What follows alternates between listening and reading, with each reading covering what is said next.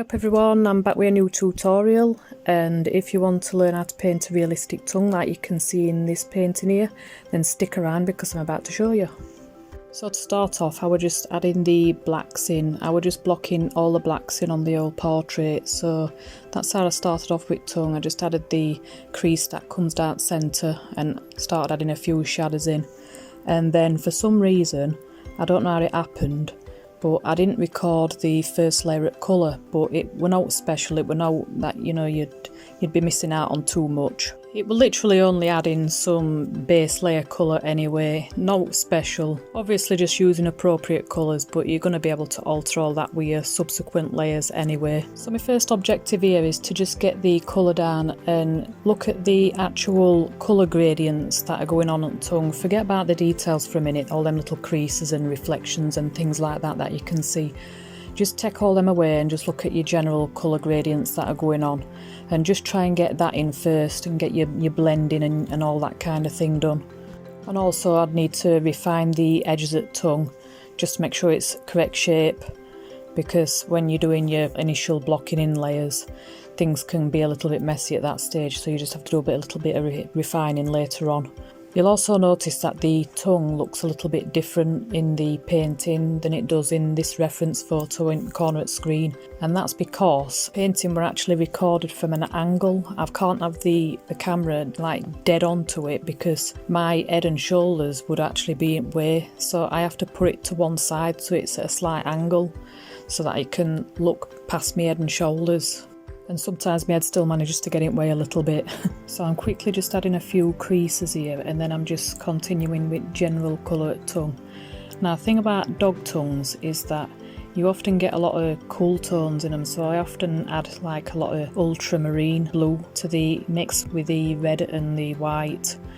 And then on other parts of the tongue it might be a warmer pink, so it might mean adding a bit of yellow ochre to mix. But on this particular tongue, the lighting's a little bit more extreme than what it often is, and that's partly because the reference photo were taken in a snowy conditions. Now snow creates quite unique lighting effects, and in this reference photo you've got your warmer light coming from the screen left, which is the dog's right hand side, and that's coming from what is obviously actual sunlight in image. And then from your other side you've got some faint reflected light from what is all this surrounding snow, which you get a lot more of when it's snowing than obviously when it's not, because snow's really bright and reflects a lot of light. So the highlights that are on the tongue that are caused by the light coming from the snow, from the non-sunlit side, they're a lot bluer, so they're a lot more lilac-y in colour. And then the highlights that come from the actual sunlight are a lot warmer, so it's just a case of using the colour that you used for the dark tones underneath and adding some white to them and maybe a touch of yellow ochre as well. So I'm just adding a few cooler highlights which are caused by the light reflecting on snow and things like that coming from your screen right, which is on the dog's left. And most of these highlights are between the creases and what have you on the right side of the dog's tongue, which is on, you know, our screen left. And then also there's a little bit that's catching that light right up in the top corner just before it disappears underneath the dog's muzzle. So now I'm applying some warmer highlights which are caused by the sunlight which comes from the left of the image. It's just catching all the way down this left side at tongue, screen left that is. Nearer to the tip at tongue there's just a really thin highlight along the outer edge at tongue, and then further back there's more highlighted area because that part at tongue seems to bend downwards so more light can hit it, whereas near the bottom end of the tongue it seems to be just curling upwards that little bit, so it keeps most of it in shadow and it's just the very edge of it that gets the light from that sun. I'm not starting off too light when I'm doing these because I want to add some light pinks and some near on whites a bit later on to add some sparkles and little areas that are like with lights glistening on that wet tongue. And if you start off too light to start with, you'll just not be able to see them. They'll just not stand out. You might notice me keep dabbing paint a little bit with my finger, And basically what that is where I apply a little bit of paint. If I just want to tone it down and make it blend a little bit on its edges, sometimes just dabbing it with your finger just helps you to do that, especially when you're working in smaller areas like on this. Them lighter pinks on the edge of that tongue need to graduate slightly into the darker area in middle at tongue, so it just helps me achieve that effect. And now I'm going to add some warmer highlights to the middle at tongue on the screen right side. And these highlights are caused more from sunlight coming from left. Unlike them lilac highlights on other side, which are caused by the snow and things like that, these are a little bit warmer, a little bit brighter, because they are caused by a more extreme kind of light than what the others were. They're a lot warmer, no lilac tones in these. Basically just using the colour what you'd use underneath, like your red with a bit of black or whatever, and then adding a bit of white to that. Because this tongue is quite creased, it's a little bit scrunched up, the highlights are on one side of the crease which is facing that sunlight, and then obviously in order to create the illusion of the crease, the other side of the crease where you get your bulge between your creases, then that would need to be darker because that part of your bulge on the tongue is facing the darker side where there's not as much light, and that's how you create the illusion of the tongue actually being creased and getting your little bulges and things like that going on in it. So basically from left to right you have a crease which is quite dark, then you've got your highlight which is the part of the bulge which faces that sunlight, and then you've got a darker part but not as dark as your crease, which is the other side of that bulge, which is in shadow from that sunlight, and then you get another crease after that, and that creates your creased look on your tongue. Again, I'm not starting too bright because I want to add some brighter highlights a bit later, and I want them to stand out against these current tones that I'm adding in. It's already starting to look like a wet tongue, but adding them highlights will put it on another level. So now I'm coming in with some lighter tones, and I'm careful not to cover all them other highlights I've done underneath. You still want some of that to show through. You'll see me using my fingertip again, just to dab on the edges of them highlights as well, where I don't want them to be too abrupt. I will make a bit of an admission about painting dog tongues or ears, and that is that they're one of them parts which take quite a long time to do. It can take a long time to get them to look the way you want to, but then they do end up looking good at end of it. But I must admit, when I get a reference photo where the subject's got its mouth closed, I do think that, it's nice to not have to put all that extra effort in, because tongues do take a long time.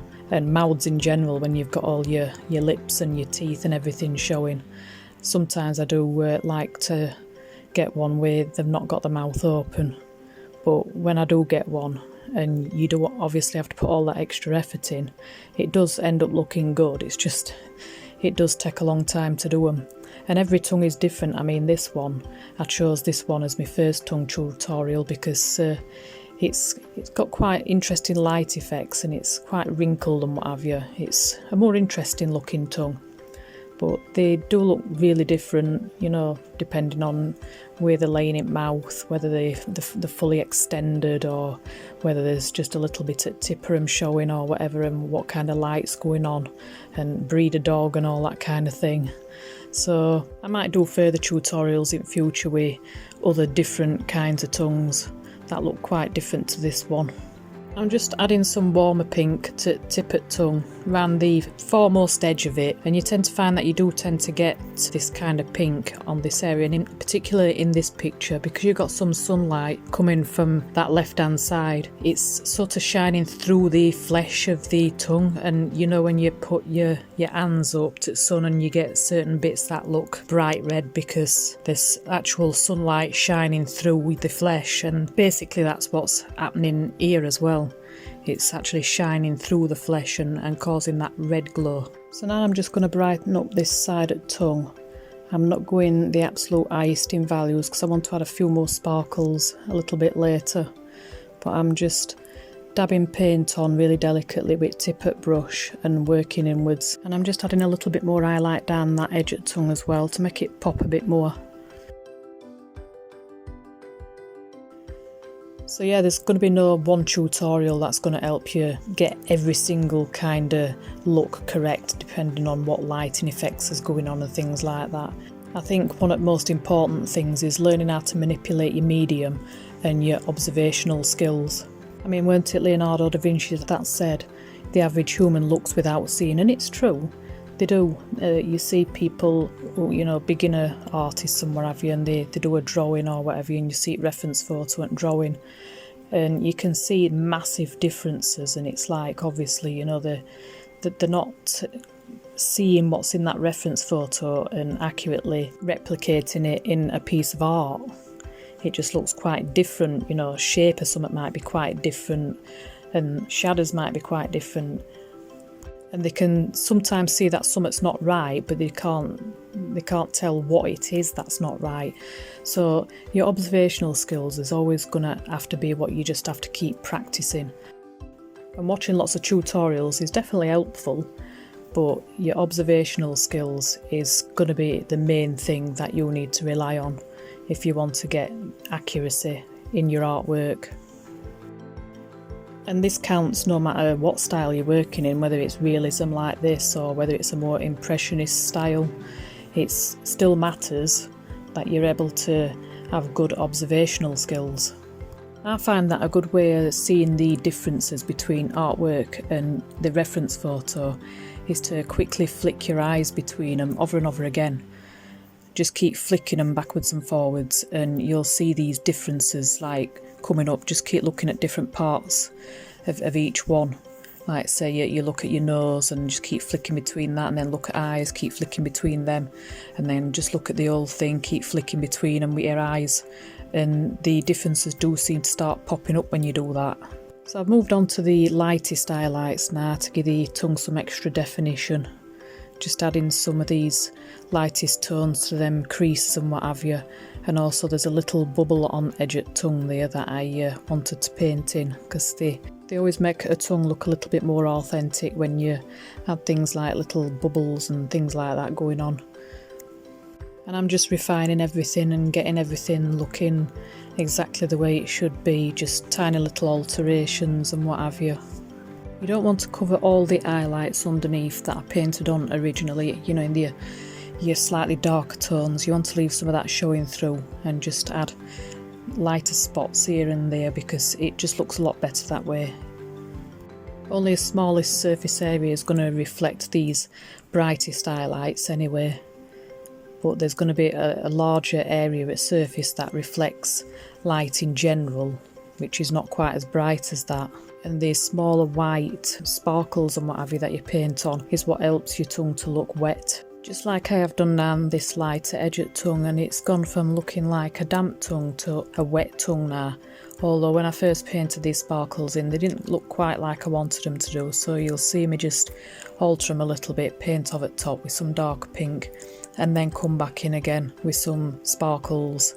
And this is the beauty with acrylic, you can just go over the top for any kind of mistake, anything that you don't like the look of, you can just alter it really easily because it dries really quickly.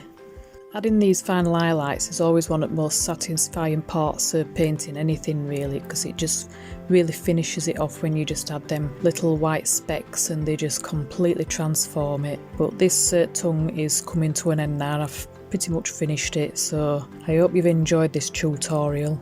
Give it a like because that's always an help to my videos, and if you want to keep on watching my content, make sure that you're subscribed if you're not subscribed already, and hit that notification bell as well if you want to be alerted to any new uploads as soon as possible. So I think that's about it for this video. Thank you for watching and I'll see you in my next one. Bye!